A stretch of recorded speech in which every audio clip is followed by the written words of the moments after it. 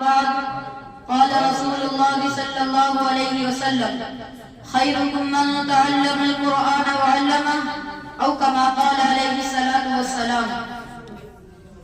اثر کرے نہ کرے سن تو لو میری فریاد، اثر کرے نہ کرے سن تو لو میری فریاد، نہیں ہے داد کا طالب یہ بندہ آزاد۔ محترم مکرم سامعین ادب، آج کے اس مبارک موقع پر میں آپ حضرات کی خدمت میں حاضر ہو کر مدرسہ کے تعلق سے کچھ باتیں گوش گزار کرنے کی کوشش کروں گا۔ اللہ تعالیٰ سے دعا ہے کہ اللہ رب العزت صحیح بات کہنے کی توفیق عطا فرمائے اور ہم سب کو عمل کرنے والے بنائے۔ سامعین گرامی، دراصل مدرسہ نام ہے اللہ کی پہچان کرانے کا، مدرسہ نام ہے حضور پاک صلی اللہ علیہ وسلم کی چھوڑی ہوئی وراثت کا، مدرسہ نام ہے قرآن مجید کے علوم کی اشاعت کا، مدرسہ نام ہے عقائد کے اصلاح کا، مدرسہ نام ہے اعمال میں صالحیت پیدا کرنے کا، مدرسہ نام ہے امت کے اخلاق کو سنوارنے کا، مدرسہ نام ہے معاشرہ کی برائیوں کو مٹانے کا، مدرسہ نام ہے اخوت بھائی چارے کی تعلیم دینے کا، مدرسہ نام ہے حلال و حرام کی پہچان کرانے کا، مدرسہ نام ہے دین کو پھیلانے کا۔ الغرض مدرسہ ایک بہت بڑی نعمت ہے۔ یہ مدرسہ 1450 سال سے لے کر آج تک متواتر بڑی آبادات کے ساتھ قال اللہ و قال رسول کی صدائیں بلند کر رہا ہے۔ اس مدرسہ کا رشتہ اصحاب صفہ سے چلا ہوا ہے، جس کے معلم آقائے دو جہاں فخر بنی آدم نبی اکرم صلی اللہ علیہ وسلم تھے، اور جس کے طالب علم صدیق اکبر فاروق اعظم رضی اللہ عنہ جیسے جلیل القدر صحابی رسول تھے، جس کا نصاب اللہ کا قرآن اور رسول اللہ کا فرمان تھا، جس نے دنیا کے اندھیروں میں اور زندگی کی تاریکیوں میں نور کی کرن بن کر اجالا کرنے کا تاریخی کارنامہ انجام دیا۔ امت کے ہر طبقے پر لبیک کہہ کر سماجی و معاشرتی، تہذیبی و ثقافتی، تمدنی و اخلاقی ہر اعتبار کی اطاعت و قربانی کا بے نظیر مظاہرہ پیش کیا۔ یہ مدرسہ مکہ المکرمہ سے چلا، وہاں سے مدینہ منورہ میں منتقل ہوا اور رفتہ رفتہ چہاردار کے عالم میں پھیل گیا۔ الحمدللہ آج دار ارقام سے منسلک اصحاب صفہ سے جنم لینے والے ذات العلوم دیوبند کی شکل میں ہزاروں نہیں بلکہ لاکھوں کی تعداد میں مدارس اسلامیہ کا جال چپے چپے پہ اللہ کی دھرتی کے اوپر پھیلا ہوا ہے۔ اللہ اکبر، مدرسہ چل رہا ہے، دین کے داعی شہدائی پیدا ہو رہے ہیں۔ اسی مدرسہ سے اولیاء اللہ پیدا ہوئے، محدثین پیدا ہوئے، مفکرین پیدا ہوئے، مقررین پیدا ہوئے، محررین پیدا ہوئے، صدیقین پیدا ہوئے، صالحین پیدا ہوئے، علماء فقہاء پیدا ہوئے، ائمہ و خطباء پیدا ہوئے، حفاظ اللہ پیدا ہوئے، شہداء پیدا ہوئے، قطب و ابدال پیدا ہوئے۔ یہ مدرسہ ہے کوئی میکدہ نہیں ساتھی، یہ مدرسہ ہے کوئی میکدہ نہیں ساتھی، یہاں کی خاک سے انسان بنائے جاتے ہیں۔ سامعین محترم، اس سے آگے بڑھ کر یوں کہوں تو بیجا نہیں بلکہ حق بجا ہوگا کہ امام اعظم ابو حنیفہ کی فقہ، امام مالک کی عظمت، امام شافعی کا تقویٰ، امام احمد بن حنبل کے استدلال مدرسے کے دم سے ہے۔ سعید ابن جبیر دین کے خاطر تختہ عظام پر چڑھ گئے۔ امام غزالی نے حق و صداقت کا پرچم بادشاہوں کے سامنے بلند کیا۔ علامہ ابن تیمیہ کا جنازہ جیل سے اٹھا۔ امام راضی نے تفسیر لکھی۔ مجدد الفسانی نے جہانگیر کے دربار میں حق کا پرچم بلند کیا۔ شاہ ولی اللہ کے انگوٹھے کاٹے گئے، لیکن وہ لوگ دین سے نہیں بدلے، کیونکہ یہ مدرسہ کی دین ہے۔ سامعین محترم، مدرسہ والوں نے ہر نازل موڑ پر امت مسلمہ کی رہنمائی اور دستگیری فرمائی، ہر دور میں طاقتی اور فرعونی طاقتوں کا ڈٹ کر مقابلہ کیا۔ 1857 سے قیامت خیر انقلاب کو کون نہیں جانتا، شاملی کے میدان سے کون ناواقف ہے، میں کیا کیا بتاؤں، کہاں تک بتا سکتا ہوں، خدا آ جاؤ اگر تم سے ہو سکے تو۔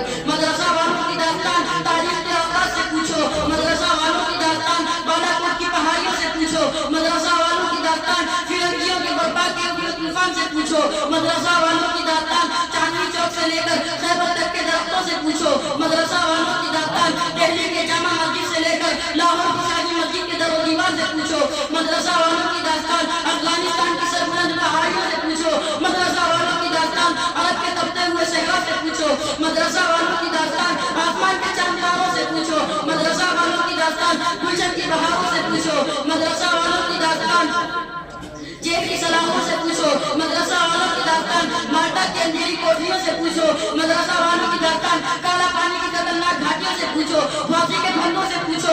یہ تمام کے تمام مدرسہ والوں کی داستانیں سنائیں گے، ان کے مجاہدانہ اور سرگوشانہ کارنامے بیان کریں گے اور ان کے خلوص و وفا کے نغمے سنائیں گے، اور یہ آواز گونج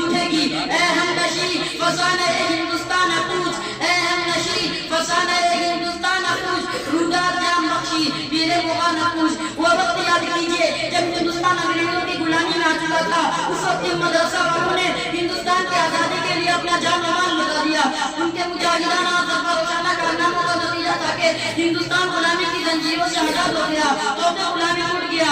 अगर हिंदुस्तान की जंग आजादी में उलमा हिस्सा न लेते तो हिंदुस्तान कभी आजाद न होता।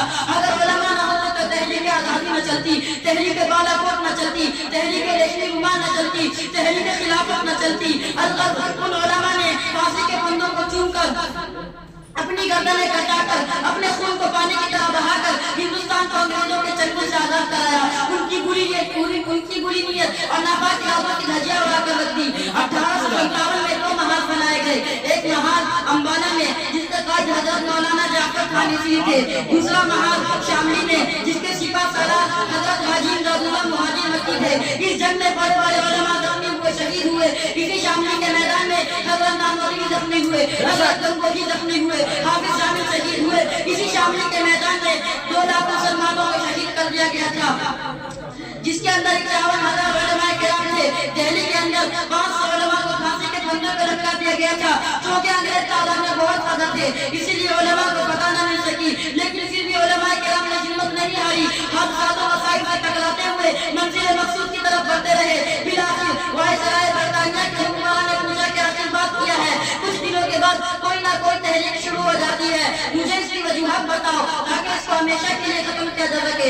चुनांचे उन्होंने बरतानिया के मुबस्सिरीन तजिजिया निगाह को बुलाया, जिन्होंने आकर हालात का जायजा लिया और कहा कि उस वक्त तक तहरीकें उठती रहेंगी जब तक कि इन 3 चीजों को खत्म न किया जा सके। सबसे पहले कुरान को खत्म करना चाहिए, फिर उलमाए किराम को खत्म करना चाहिए और जज्बे जिहाद को खत्म करना चाहिए। ये तीनों बातें लुब्बे लुबाब थी। चुनांचे अंग्रेज ने एक अमल कराना शुरू कर दिया। कुरान करीम के 3 लाख उसके बदबख्त अंग्रेज ने जला दिए और उलमाए किराम को खत्म करने का फैसला किया। ये 3 साल हिंदुस्तान की बड़ी 11 साल थे। इन 3 सालों में जालिम अंग्रेजों ने 14,000 उलमाए किराम को तख्ता-ए-दार पर लटका दिया था। 14,000 उलमाए किराम को तख्ता-ए-दार पर लटका दिया था। मौलाना अहमदुल्लाह गुजराती रहमतुल्लाह अलैह एक बड़े आलिम थे। एक अंग्रेज जज ने उनसे कुछ अरबी सीखी थी। वो अंग्रेज उस वक्त उन लोगों में से था जो मुसलमान को फांसी दे रहा था।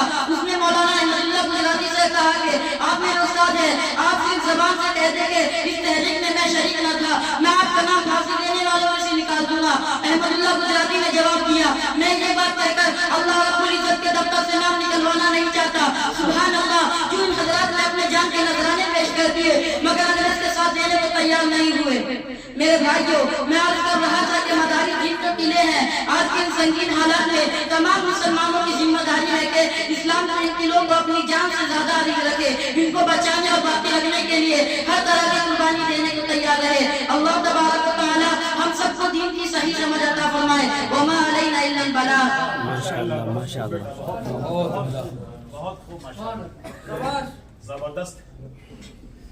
बहुत सा गया माशाअल्लाह। मोहतरम हज़रात,